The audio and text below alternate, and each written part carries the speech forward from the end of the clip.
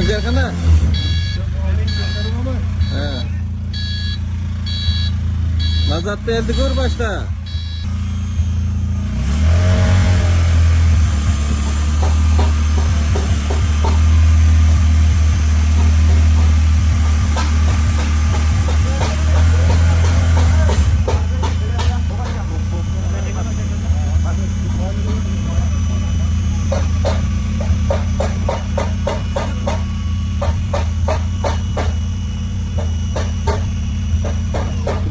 Assalomu alaykum, hurmatli obunachilar. 22-dekabr Besho'l mahallasidan kelgan Baxtiyor akaga Honji 250 kupli mototsiklimizni sotdik.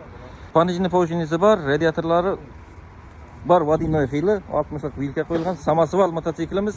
Necha so'm bo'ldi bahasi? 31 million 500 ming. Rozimisiz? Ko'ngildagidek bo'ldimi?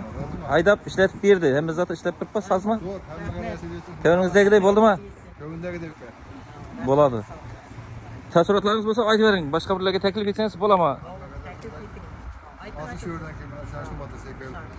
Bo'ladi, unda Qasam yaxshi ekan ko'ngildagidek mana. Samosval oldu. Motosiklar. Xayrni ko'ring unda siz ham. Yaxshi kuningizga bersin. Toza mashinalarga aylanib ketaversin keyinlari. Foydali, barakali bo'lsin. Rahmat. İşleringizga rivoj. Hurmatli obunachilar, kimga qiziq bo'lsa, sizlar ham aloqaga chiqib ko'rasizlar.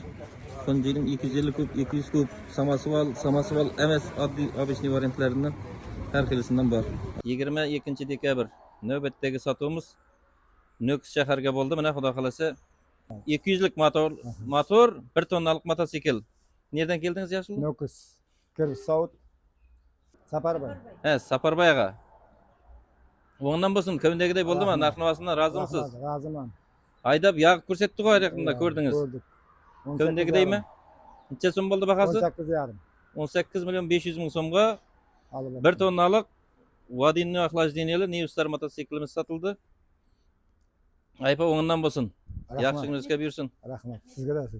Foydali, barakali bo'lsin. Baraka bersin. Ishlaringizga rivoj, keyin toza mashinalar bilan ketaversin, toza yilda xudo xolasa. Amin. Sizlarga rahmat. Sonra sizga rivoj bo'lsin. Sizlar hamisha o'ngina kelib, siz yaxshi, mana yangi yilda yaxshi kutib olinglar. Hammaga umid tilayman. Ay, rahmat. Salomat bo'ling. Yil bo'lsin. Keltirgan yangi yilimiz. Ey, amin. Aytganingiz kelsin. Sizga tavsiyalar mo'l bo'lsin.